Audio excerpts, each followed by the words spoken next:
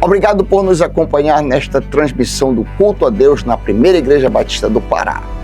Somos uma igreja que expõe a palavra de Deus e cremos que a Bíblia é inerrante, infalível e suficiente para nos tornar mais parecidos com Jesus. Queremos te encorajar a estar conosco em nossos cultos presenciais aos domingos, às quartas e aos sábados. Assim, poderemos celebrar juntos o Deus vivo e aprendermos mais as verdades de sua palavra. Se você tomou alguma decisão, entre em contato conosco através do nosso site e das redes sociais. Queremos orar por você e ajudá-lo na sua caminhada com Cristo. Que Deus te abençoe copiosamente em nome de Jesus. Amém. Saúdo, amada igreja, com a graça e a paz da parte de Deus, nosso Pai, e do Senhor Jesus Cristo. Amém? Nós já adoramos a Deus cantando, adoramos a Deus orando, falando com Ele. Agora nós vamos adorar a Deus de uma maneira central, na sua palavra. E nós estamos retornando hoje nosso exame sequencial, versículo por versículo da carta aos Efésios. E isso me alegra profundamente, meus irmãos, porque este é, sem dúvida, um dos documentos mais influentes da história do cristianismo. E eu sou imensamente grato a Deus pela oportunidade de nós estudarmos juntos aqui essa carta magnífica, essa carta paulina. E há aqui riquezas espirituais que são essenciais para a nossa vida cristã.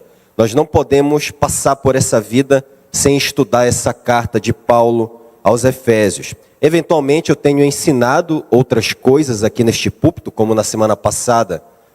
Consideramos a providência de Deus em Romanos 8, fizemos uma pausa nas exposições aos Efésios, da carta aos Efésios, mas Efésios, essa carta aqui, é essa epístola que de fato arde no meu coração, é isso que está comigo, é isso que está na minha mente, é isso que está no meu interior. E se eu pudesse, eu não interromperia essa carta com longos intervalos, tamanha é a importância e a relevância dessa carta para a nossa vida pessoal e também para a nossa vida eclesiástica.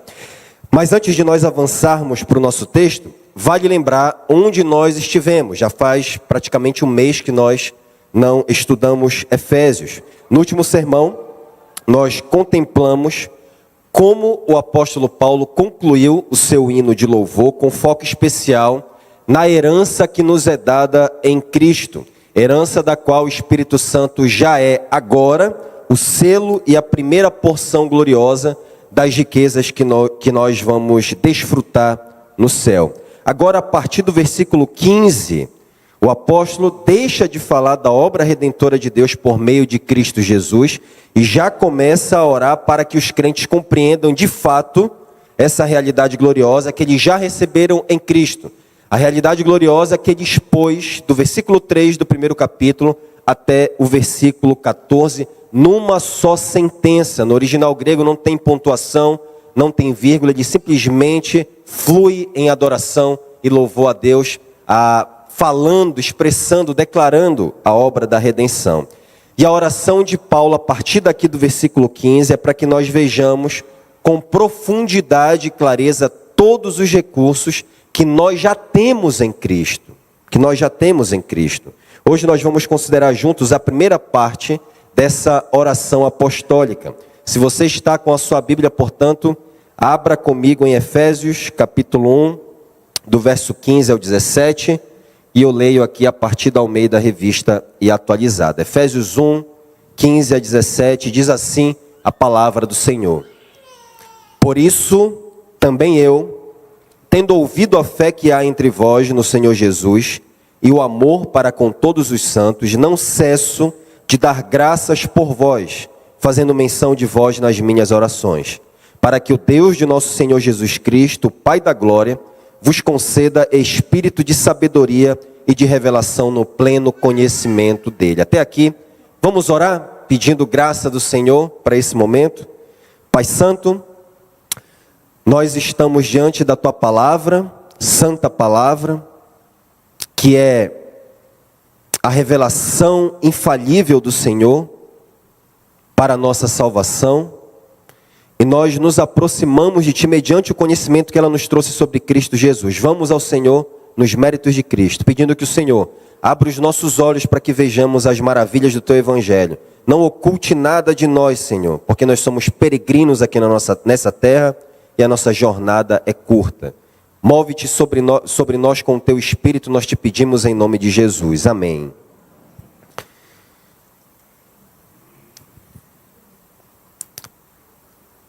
A expressão inicial aqui, meus irmãos, por isso, deixa eu só localizar aqui o meu esboço, peço desculpa aqui para os irmãos, porque eu devo ter perdido aqui a sequência. Mas a expressão inicial aqui, por isso, que aparece aqui no versículo 1, ou por essa razão, conforme traduzido na NVI, é um conectivo que está ligando essa sentença com tudo aquilo que vem antes da declaração que Paulo está fazendo aqui, nesse versículo aqui. Localizei, pronto. Então, essa expressão aqui, por isso, ou por essa razão, conforme está traduzido na NVI, que abre o versículo 15 de Efésios 1, indica uma ligação com tudo que ele disse anteriormente, tudo que ele expôs anteriormente, funcionando aqui como um elo entre a bênção espiritual, descrita nos versículos 3 a 14, que nós já consideramos, e a oração que se inicia a partir daqui. Portanto, o conectivo por isso indica a razão ou a motivação da oração de Paulo. Qual é essa razão? O que motiva a sua gratidão e a petição contínua pelos crentes efésios? A resposta aqui está nas riquezas espirituais que ele acabou de descrever, como eu já antecipei a vocês. Quais são essas riquezas espirituais? A eleição eterna, a adoção como filhos, a redenção pelo seu sangue, o perdão de pecados, a revelação do mistério da vontade divina, o selo com o Espírito Santo e a garantia da herança eterna. Tudo isso nós já consideramos aqui. Mas há ainda uma segunda razão, uma razão imediata, que é a fé e o amor dos efésios, que Paulo está elogiando aqui nessa carta. Paulo diz logo a seguir, você confere aí na sua Bíblia, Paulo diz logo a seguir: tendo ouvido a fé que há entre vós no Senhor Jesus e o amor para com todos os santos, não cesso de dar graças por vós, fazendo menção de vós nas minhas orações. Versos 15 e 16 é o que nós lemos aí. Estas são evidências incontestáveis, meus irmãos, de uma salvação verdadeira, fé no Senhor Jesus e amor pelos santos. É isso aqui que define o que é uma igreja verdadeira. É assim também que a nossa igreja deve ser conhecida, é assim que a nossa igreja deve ser caracterizada. Uma comunidade de fé firmada em Cristo e marcada por um amor sincero, sacrificial e prático por outros membros da família da fé. Não basta nós sermos reconhecidos como uma igreja da fé ou da sã doutrina, mas sem amor nenhum, sem amor sincero, sem amor sacrificial. Por outro lado, também nós não devemos ser aquela igreja ridiculamente conhecida como a igreja do amor, mas sem fidelidade à verdade de Cristo. Fé e amor não se excluem, essas coisas andam juntas. E de fato é isso que caracteriza verdadeiramente a igreja cristã.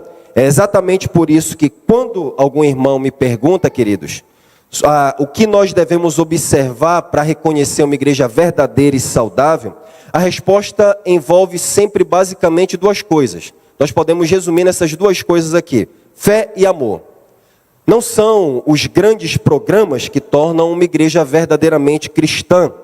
Também não são sociedades internas bem organizadas, nem espaço infantil bem estruturado, nem mesmo estacionamento amplo ou uma estrutura física imponente ou funcional. Nada disso aqui que eu mencionei é essencial para caracterizar uma igreja verdadeira, uma igreja bíblica. O que de fato indica uma igreja como fiel ao Evangelho e aos olhos de Deus são duas marcas fundamentais, reitero: fé viva em Jesus e amor sincero pelos santos. Onde há isso, meus irmãos, mesmo que a igreja se reúna sob uma estrutura simples, como uma casa, e não conte com grandes eventos ou programas elaborados, ali há certamente uma igreja verdadeira. É uma igreja comprometida com a fé em Cristo revelada nas Escrituras? São perguntas que nós precisamos levantar para fazer essa avaliação. Os líderes estão devotados à centralidade da palavra e à pregação expositiva fiel? Há um compromisso evidente com essas coisas? E você perceberá, se naquela comunidade, ali, a verdade de Jesus Cristo está sendo ensinada com fidelidade pelos líderes e sendo recebida humildemente pelos membros, pelo amor que os crentes têm uns pelos outros, o amor por todos os santos. Veja, duas coisas: pregação fiel da palavra, responsabilidade dos líderes, mas também recepção humilde pelos membros. E qual é a marca, o sinal de que realmente isso está sendo eficaz? O amor que as pessoas têm umas pelas outras. São acolhedores, unidos e demonstram afeto uns pelos outros? Estão envolvidos em relacionamentos discipuladores, ensinando, encorajando e confrontando com amor uns aos outros? Ou estão tolerando pecados? Ou será que é uma igreja fragmentada, em que os membros estão mais ligados a grupinhos do que ao evangelho, marcado por fofocas, busca por anonimato, por não se expor, viver a vida isolada e indiferença uns aos outros, e que vivem como espectadores do culto dominical?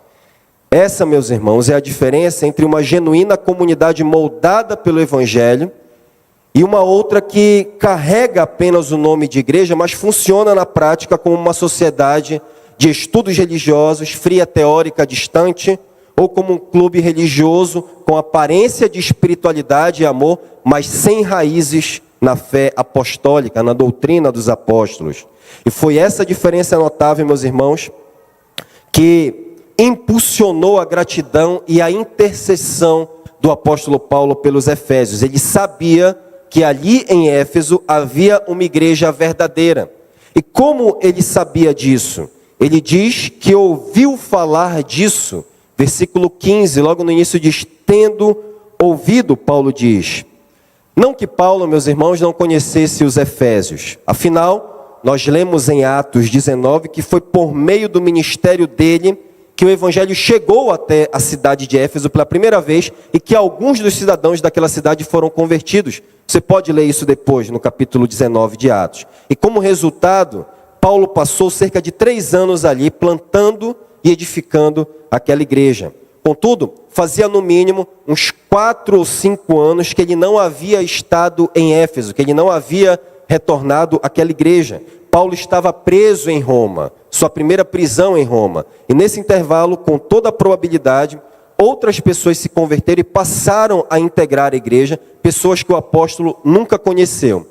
Além disso, se esta carta era de fato uma carta circular, como já sugerido e já mencionado no início dessas exposições, essa carta foi provavelmente endereçada também a outras igrejas da Ásia Menor que Paulo visitou e, portanto, faz muito sentido aqui, meus irmãos, que Paulo diga realmente que apenas ouviu falar da fé e do amor daqueles irmãos, o que reforça a natureza ampla e circular dessa carta. Ela foi escrita para ser lida não apenas pelos Efésios, mas por outras igrejas também. E se Paulo estava preso, como ele poderia ter ouvido falar disso? Bem, naquela época, ele se encontrava em prisão domiciliar em Roma, como eu já disse, o que lhe permitia receber cartas e visitas de alguma maneira. Foi assim que ele teve notícia de que os Efésios permaneciam firmes na fé e no amor após uns 4 ou 5 anos. E isso era suficiente para que ele identificasse que eles eram, de fato, crentes verdadeiros, uma igreja verdadeira, e agradecesse a Deus por isso. Portanto, por causa de todos os benefícios espirituais que Deus deu aos crentes efésios, e tendo ouvido da evidência disso, Paulo reage em oração. E aqui está, meus irmãos, uma lição simples, mas profundamente desafiadora. A oração, ela não nasce apenas da necessidade, mas ela nasce também da gratidão. Muitos de nós oramos uns pelos outros apenas quando as coisas estão mal, quando nós adoecemos, quando enfrentamos crises financeiras, quando alguém se desvia do evangelho. Nós oramos para Deus mudar as coisas, reverter a situação. Isso não é necessariamente errado, não há um mal nisso em si mesmo. Mas a oração madura, ela não é apenas súplica para Deus mudar as coisas, reverter situações. É também uma resposta de gratidão, porque Deus já fez grandes coisas. Não porque Ele ainda vai fazer o que nós esperamos que Ele faça grandes coisas. O que Deus já poderia fazer de melhor na nossa vida foi ter nos salvado, coisa que Ele vai consumar ainda naquele dia. Paulo ora, não porque reconhece a carência, mas porque tem certeza da abundância. Ele vê a abundância de fé e amor na vida daqueles irmãos, ele vê os frutos da fé, ele vê uma igreja verdadeira ali, e isso levou a dar graças a Deus. Ele ora porque se alegra ao ver a graça florescendo no coração daqueles irmãos, no coração de outros. Meus irmãos, quem tem esse tipo de olhar espiritual como Paulo, não ora meramente obrigado pelas necessidades, pelas circunstâncias, mas pela alegria daquilo que Deus já está fazendo entre o seu povo.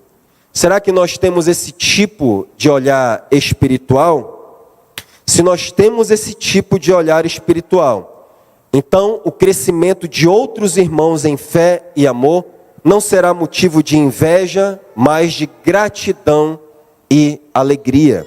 E foi exatamente isso, queridos, que Paulo demonstrou. Ele não olhou com desconfiança, insegurança ou ciúmes para o que a graça de Deus estava fazendo na vida de outros irmãos. Pelo contrário, Paulo deu graças a Deus aqui. O coração de Paulo não estava centrado apenas em si mesmo e em seus interesses pessoais e ministeriais, mas em Cristo e na edificação do corpo.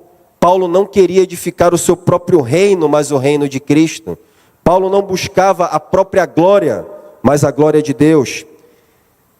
A espiritualidade madura, meus irmãos, se alegra com o avanço dos outros na fé, mesmo do que mais do que nós mesmos. Porque quando outro irmão cresce, todo o corpo de Cristo é fortalecido. Quando um crente amadurece, quando alguém desenvolve, floresce na sua caminhada, o nome de Jesus é exaltado. E o que importa é que o nome de Jesus seja exaltado. Foi o que Paulo falou, inclusive, em outras palavras, lá na carta aos Filipenses. Pastor Raik expôs essa carta aqui por cerca de 2 anos, se não me engano, aos domingos de manhã. E Paulo diz lá que se Cristo é pregado por vanglória, por inveja, ele está falando das motivações das pessoas, que ele não tinha como julgar isso. Mas ele diz: o que importa é que Cristo está sendo pregado. Cristo está sendo pregado. Eu quero que o nome de Cristo seja exaltado. Quero que as pessoas cresçam.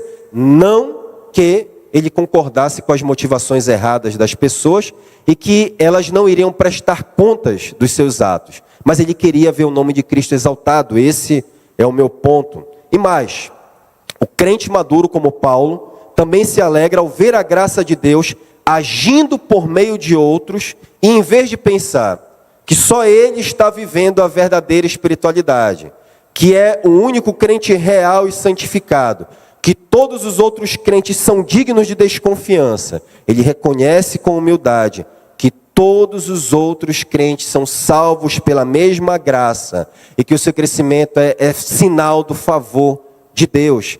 Paulo era um apóstolo, meus irmãos. Quanta luta ele não deve ter tido para não se achar superior às pessoas. Mas olha a humildade do apóstolo aqui. Mesmo que não seja por meio dele, o crente maduro entende que o crescimento de outros nunca é perda.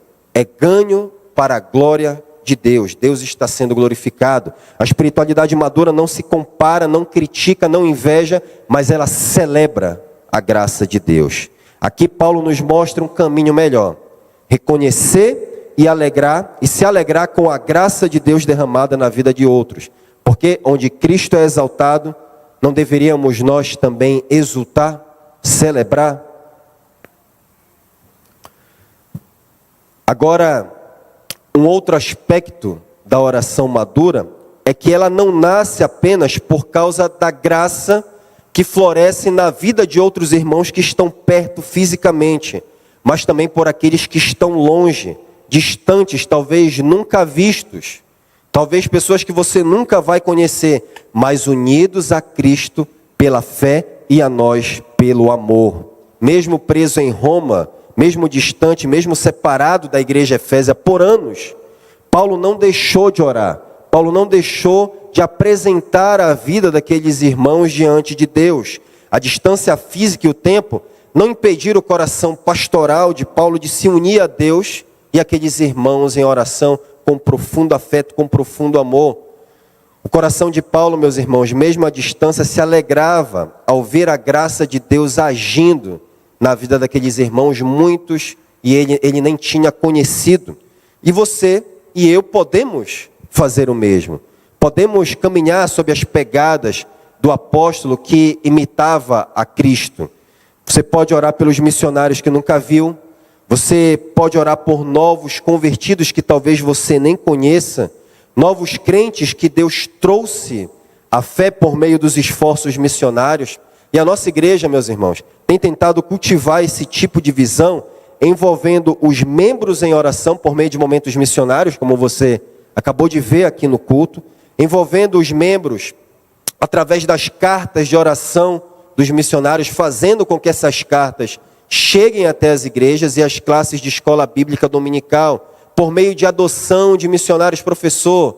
Você tem orado pelos missionários que você nunca viu no início das suas aulas, você tem sido fiel nessa responsabilidade, você tem caminhado para a maturidade na sua vida de oração também, como Paulo está aqui nos mostrando. Você pode fazer isso. Nossa igreja tem tentado cultivar isso, a liderança tem influenciado e incentivado a igreja nessa direção. Paulo nos ensina que quando a graça de Deus está operando, meus irmãos, seja aqui ou além, o crente maduro se alegra em participar disso por meio da oração. Paulo já mostrou então o motivo da sua oração, a obra redentora de Deus e a evidência disso na vida dos efésios. E agora ele revela no versículo 17 o conteúdo central do seu clamor. Ele ora assim, verso 17, acompanhe na sua Bíblia. Para que o Deus e Pai de nosso Senhor Jesus Cristo, Pai da glória, vos conceda espírito de sabedoria e de revelação no pleno conhecimento dele. Veja, atenção aqui, Paulo não está pedindo coisas novas. Paulo não ora por milagres, nem por curas, nem por livramentos imediatos, nem por resolução de crises. Paulo não ora para que acabe a perseguição que estava assolando os cristãos ali naquele primeiro século sob o Império Romano. Paulo, na verdade, aqui ora por iluminação espiritual. Ele ora para que os crentes conheçam melhor a Deus. Esse é o pedido central da oração de Paulo nessa passagem. Se você gosta da coisa bem didática, 15 e 16, a motivação da oração. 17, o pedido central, iluminação espiritual. Esse é o pedido central nessa oração de Paulo, nessa passagem. Paulo invoca o Deus e Pai de nosso Senhor Jesus Cristo, Pai da glória. E a maneira como ele se dirige a Deus é parecida com a do versículo 3. Paulo disse, no versículo 3, bendito Deus e Pai de nosso Senhor Jesus Cristo. Agora note que não é, no entanto, uma mera repetição vazia. Paulo não está chegando a Deus com uma mera formalidade. Ele não está, às vezes as pessoas até criticam, inclusive, que alguns oram, ó Deus, o Deus de Abraão, de Isaac e Jacó, e dizem, não precisa de toda essa formalidade, nós podemos falar a Deus como Pai, é uma conversa, e isso é verdade. O acesso por meio de Cristo é muito simples, né? Nós precisamos falar com Deus, no entanto, nunca com uma vulgar familiaridade. E Paulo não está usando mera formalidade aqui, Paulo está orando a Deus com termos em que ele devota a sua adoração a ele. Está exaltando a pessoa de Deus. Ao dizer Deus e Pai do nosso Senhor Jesus Cristo, Paulo está vinculando o Pai com Jesus em termos de uma mesma natureza essencial. Está colocando aqui em igualdade. Em outras palavras, o Pai é Deus, o Filho é Deus e ambos são um, como Jesus disse lá em João 15. Ele é, acrescenta o apóstolo, o Pai da glória. E essa é uma descrição que indica que ele é o Deus cuja característica suprema é glória e que ele mesmo é fonte de toda a glória. Conforme nós já vimos no versículo 6, quando nós examinamos aquela passagem, a palavra glória, meus irmãos, diz respeito à essência do ser de Deus. É a síntese ou conjunto de todos os atributos, perfeições, qualidades ou virtudes, como quiserem, de Deus. A beleza da grandeza, da majestade, do poder, da eternidade do ser divino, do Deus triuno. A palavra glória carrega consigo tudo isso, é peso, peso glorioso de Deus, peso do seu caráter. É impossível definir essa palavra exaustivamente. Não há nenhuma outra palavra que descreva Deus melhor do que o termo glória, a essência de Deus. Brilho, peso, esplendor. Por isso essa é uma descrição recorrente nas Escrituras. No Salmo 24:10, eu vou apenas passar por cima disso aqui, ele é chamado de o Rei da Glória. No Salmo 29:3, o salmista também se refere a ele como Deus da Glória. No Novo Testamento, em Atos 7:2, Estevão usa essa mesma expressão. O Deus da Glória apareceu a Abraão, nosso pai, quando estava na Mesopotâmia, antes de habitar em Harã.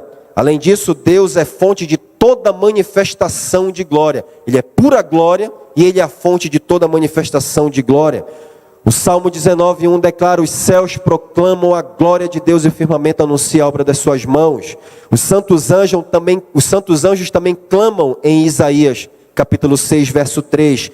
Toda a terra está cheia da sua glória. Santo, santo, santo é o Senhor dos exércitos. Toda a terra está cheia da sua glória. A criação é, por assim dizer, um palco para exibição da glória de Deus. A criação é o palco onde Deus exibe a sua glória. Contudo, a glória que nós vemos no universo inteiro, meus irmãos, é apenas um pálido reflexo da glória infinita de Deus em Cristo Jesus. O Deus que habita em glória inacessível e que revelou a sua glória no Antigo Testamento, agora a manifesta plenamente a nós em Cristo Jesus. Daí o apóstolo João ter exclamado o seguinte: e o Verbo se fez carne e habitou entre nós, cheio de graça e de verdade, vimos a sua glória, glória como a do unigênito vindo do Pai. Que Jesus Cristo é, meus irmãos, como diz Hebreus 1:3, o resplendor da glória de Deus e a expressão exata do seu ser, é uma ênfase fortíssima nas Escrituras. Como eu já mencionei em outro sermão, apenas 2 vezes na história da humanidade, Deus manifestou a sua glória em um rosto humano. Uma vez no rosto de Moisés e outra vez no rosto de Jesus Cristo. Jesus Cristo é a encarnação da glória, a maior manifestação da glória de Deus. Em Romanos 6:4, Paulo afirma que, abre aspas, Cristo foi ressuscitado dentre os mortos pela glória do Pai, fecha aspas. Portanto, tudo que manifesta a glória, seja a criação ou a redenção, vem do Pai da glória como origem última. Tudo que Deus faz, revela e esbanja, transborda a glória. Ordem, beleza, perfeição, poder, amor, santidade, tudo isso flui dele. Esse é o Deus a quem Paulo ora, meus irmãos, o Deus que é, ao mesmo tempo, Pai do nosso Senhor Jesus Cristo e Pai da glória. Em apenas uma frase, o apóstolo aqui revela 2 convicções profundas. Primeiro, o reconhecimento de que só Deus tem poder para conceder iluminação espiritual, porque Ele é a fonte de toda a glória.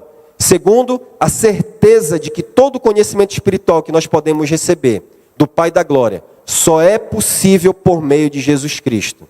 É exatamente isso que Paulo afirma em 2 Coríntios 4:6, uma outra carta, ao escrever o seguinte: ouça, porque Deus que disse, das trevas resplandecerá a luz, Ele mesmo resplandeceu em nosso coração, para a iluminação do conhecimento da glória de Deus na face de Cristo. A glória que habitou no Pai brilhou em plenitude no rosto do Filho. Note que isso então, como eu já frisei, não é apenas uma introdução, é adoração. Não é apenas detalhe retórico, é devoção. A adoração precede a petição. O apóstolo não começa com a necessidade, mas com a exaltação do caráter de Deus. E há aqui, queridos, uma lição valiosa, uma valiosa ordem espiritual. A verdadeira oração começa com a visão correta de Deus. Os pedidos corretos fluem de uma espiritualidade centrada na glória de Deus, revelada em Cristo Jesus. Às vezes as pessoas estão orando, pedindo, batendo, mas estão pedindo por motivos errados. para satisfazer os seus próprios prazeres, porque não conhecem a Deus, não conhecem aquilo que é importante para Ele, e ficam pedindo coisas que não estão centradas na glória de Deus revelada em Cristo Jesus. Mas que tipo de conhecimento espiritual Paulo pede de fato aqui? Ele pede, conforme vemos no versículo 17, no fluxo do versículo 17, você acompanha aí. Ele pede para que Deus vos conceda espírito de sabedoria e de revelação no pleno conhecimento dele. A palavra grega aqui, meus irmãos, traduzida como sabedoria, conforme nós examinamos no versículo 8, essa palavra aqui, ela tem a ver com a capacidade de compreender as verdades últimas da eternidade, a revelação de Deus e do seu plano de salvação. É, portanto, aqui, meus irmãos, o conhecimento do Evangelho, porque Cristo é a sabedoria de Deus, como Paulo diz em 1 Coríntios 1:24. Em outras palavras, essa sabedoria aqui, ela diz respeito ao conhecimento espiritual profundo, é o entendimento da verdade sobre Deus, sobre o homem, sobre o pecado, sobre Cristo, sobre o céu, sobre o inferno, sobre o juízo final, sobre a eternidade.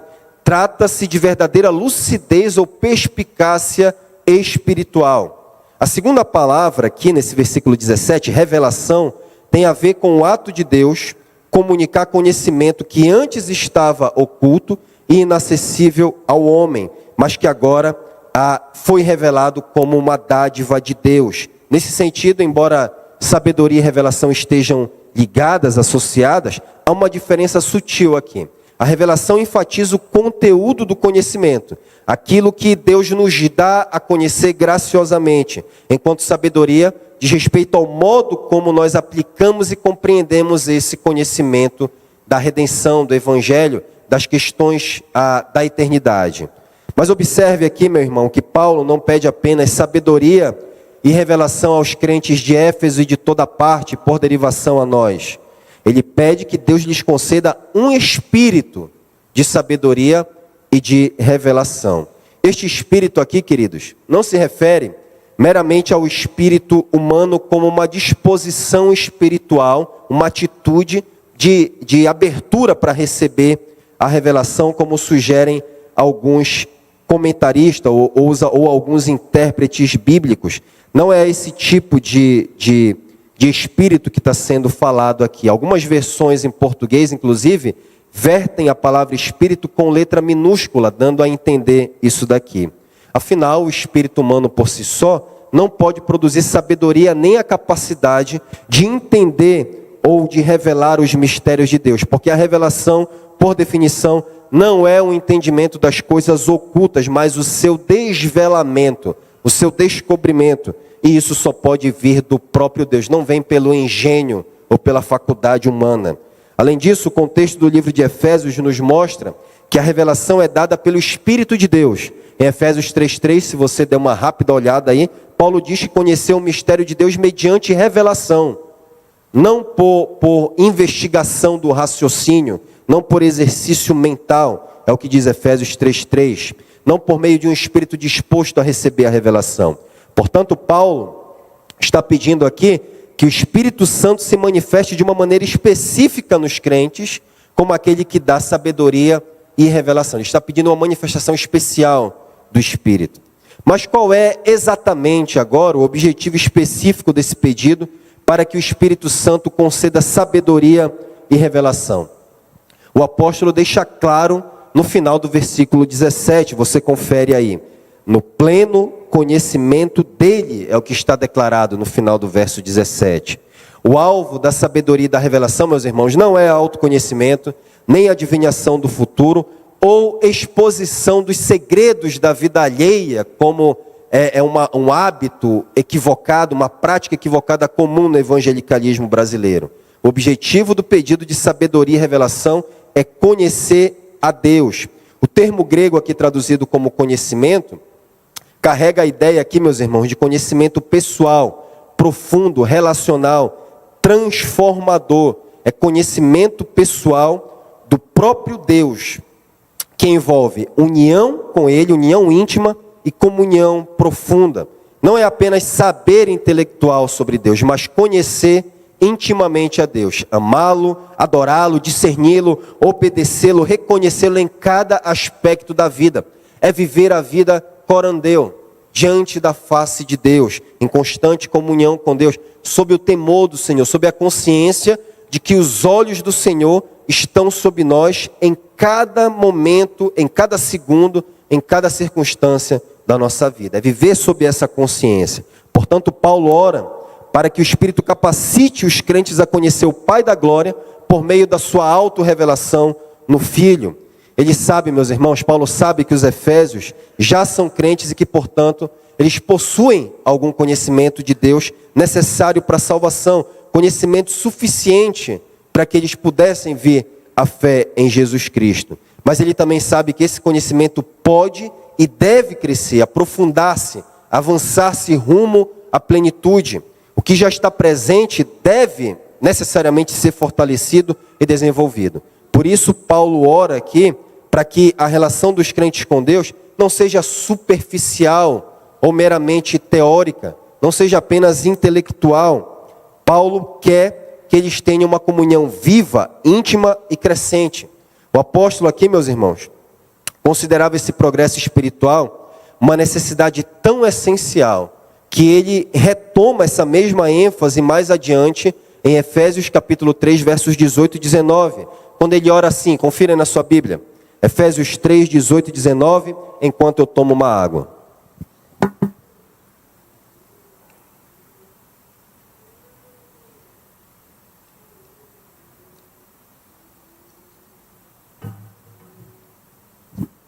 Efésios capítulo 3, 18 e 19. Acharam aí? Efésios 3, 18 e 19. A fim de poderdes compreender com todos os santos qual é a largura e o comprimento e a altura e a profundidade, e conhecer o amor de Cristo que excede todo entendimento, para que sejais tomados de toda a plenitude de Deus. É o que Paulo diz aqui em Efésios 3, 18 e 19. Pedro, por sua vez, faz essencialmente a mesma oração. Ele ora assim, confira 2 de Pedro, capítulo 1, verso 3. Vá a essa carta. 2 de Pedro, capítulo 1, verso 3.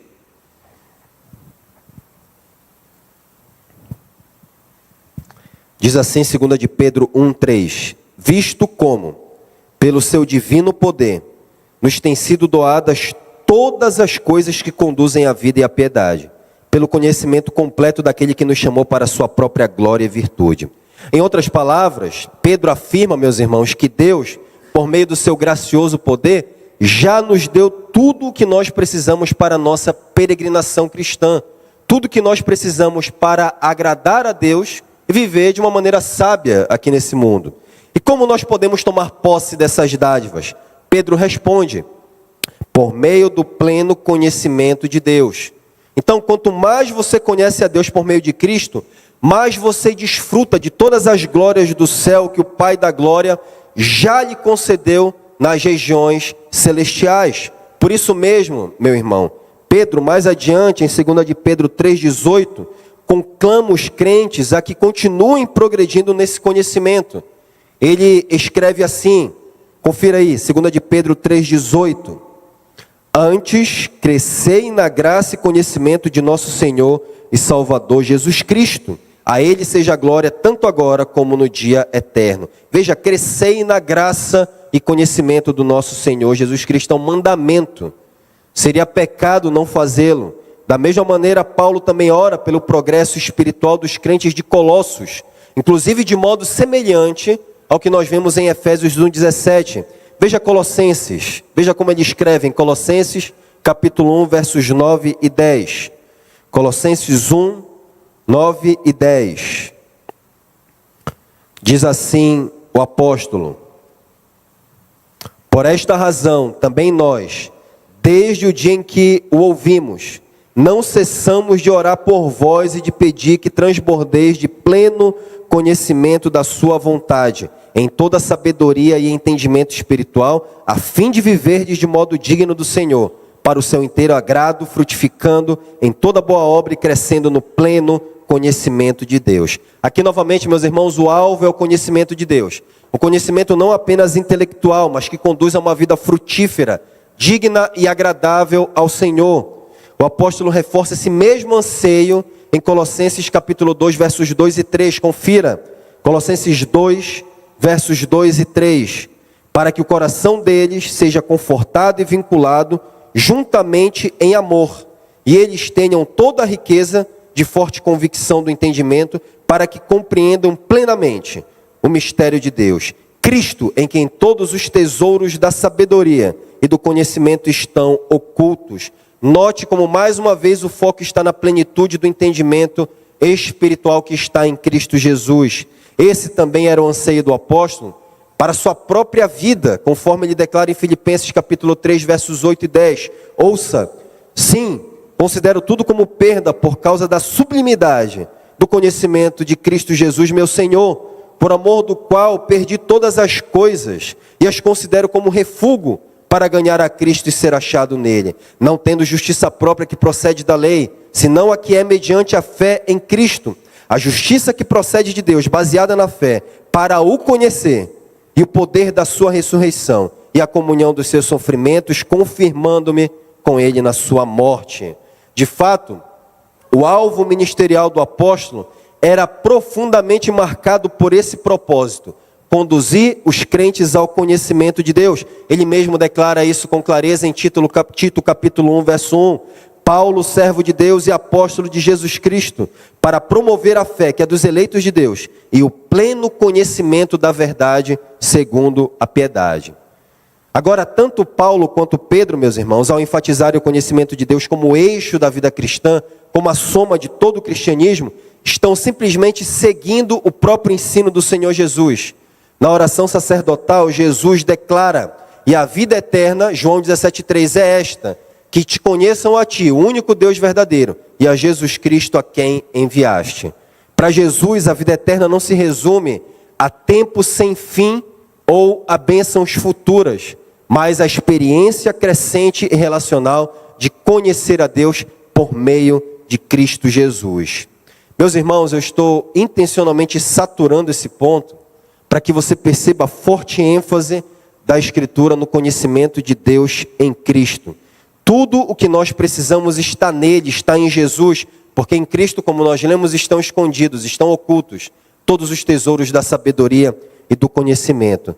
Esse deve ser, portanto, o grande alvo da igreja, uma paixão ardente, consumidora, por conhecer a Jesus mais e mais, por mergulhar no vasto oceano do conhecimento de Cristo. Isso é o que há de mais essencial, satisfatório e glorioso na experiência cristã, conhecer a Deus. Essa vai ser a grande recompensa quando chegarmos na glória. Por isso a centralidade do pedido de Paulo está justamente aqui, no pleno e crescente conhecimento de Deus. Portanto, a minha oração por vocês, diz o apóstolo, é que o Deus que é um com Jesus Cristo, o Deus que é fonte de toda glória, glória essa revelada em plenitude em Cristo Jesus, lhes conceda um espírito de sabedoria e de revelação, para que conheçam a glória de Deus na face do Filho. É exatamente por isso também que eu oro, meus irmãos, e a minha esposa está de testemunha, antes, durante e depois de cada sermão, que o teu povo, Senhor, veja a tua glória na face do Filho, que cada mensagem, cada momento neste púlpito aqui seja uma viva e poderosa exposição da tua glória, ó Deus. Essa é a minha oração por vocês. As orações apostólicas, meus irmãos, são muito importantes, entre outras razões, porque elas nos ajudam a compreender as possibilidades que estão à nossa disposição na vida cristã. Possibilidades reais, inclusive, diga-se de passagem, no pleno conhecimento dele. Pleno conhecimento, essa é a possibilidade real da vida cristã que está à nossa disposição. E nós podemos aprender com as orações apostólicas porque nós não sabemos orar como convém. Não devemos nos contentar com nada menos que isso. E para evitar equívocos, eu não estou me referindo, meus irmãos, a buscar alta graduação teológica formal, tampouco diplomação acadêmica, quando eu falo de buscar crescer na graça e conhecimento de Cristo. Esse tipo de formação pode ser um caminho, e muitas vezes um excelente caminho, mas está longe de ser garantia de que alguém alcançará o verdadeiro e pleno conhecimento de Deus. Um conhecimento pessoal, profundo, relacional e transformador, santificador. Eu poderia citar aqui uma lista de homens de Deus sem qualquer título acadêmico, mas profundamente estudiosos e piedosos, que enxergaram mais da glória divina do que centenas de PhDs em teologia juntos. Diante disso, irmãos, independentemente de termos educação teológica formal ou não, que outra coisa poderíamos desejar se não conhecer mais profundamente a nosso Deus? Por que nós estamos aqui? Por que nós estamos reunidos aqui nessa noite? Por que nós fazemos o que fazemos? Qual é o nosso alvo supremo como igreja? É conhecer a Deus. O que é que nós vamos fazer na eternidade? E que a eternidade não vai ser possível completamente para esgotar a nossa tarefa. Conhecer a Deus. Nem mesmo a eternidade vai ser suficiente para nós esgotarmos o conhecimento de Deus. Nós estamos aqui para isso. Então eu pergunto, que tipo de oração você costuma fazer? O que as suas orações revelam sobre você? Se alguém ouvisse apenas as suas orações, saberia que você valoriza mais bênçãos espirituais do que os bens terrenos? Suas orações revelam mais fome do pão da vida ou do pão terreno? Se uma pessoa dependesse das suas orações para conhecer a fé cristã, ela concluiria naturalmente e imediatamente que conhecer a Cristo é o centro do cristianismo? Ou ela pensaria que tudo gira em torno de bênçãos passageiras, como casamento, emprego, saúde, filhos, estabilidade? O que ela concluiria ouvindo as suas orações? Isso nos desafia, meus irmãos, a reavaliar os nossos anseios diante de Deus. Estamos realmente amadurecendo? As nossas orações mostram isso? Estamos crescendo no conhecimento de Cristo de uma maneira real? Estamos deixando petições centradas em nós mesmos e nas necessidades de agora, imediatas, urgentes, para buscarmos em primeiro lugar e acima de tudo o conhecimento de Cristo? As suas orações estão revelando isso? Que o Espírito Santo de Deus se manifeste de uma maneira especial a nós, é a minha oração, concedendo sabedoria e revelação, para amadurecermos como o apóstolo, de modo que até as nossas orações revelem que nós entendemos que conhecer a Deus e se alegrar nele é o bem supremo da vida cristã. Que o nosso clamor principal seja: Senhor, ajuda-me a crescer na tua graça e no teu conhecimento, até o dia em que eu veja a tua face, que eu te veja de perto, que eu toque no teu rosto, no rosto do carpinteiro de Jesus de Nazaré, o nosso Senhor, e te conheça assim como também eu sou conhecido. Essa é a minha oração em nosso favor, meus irmãos. Deus abençoe em Cristo Jesus. Amém?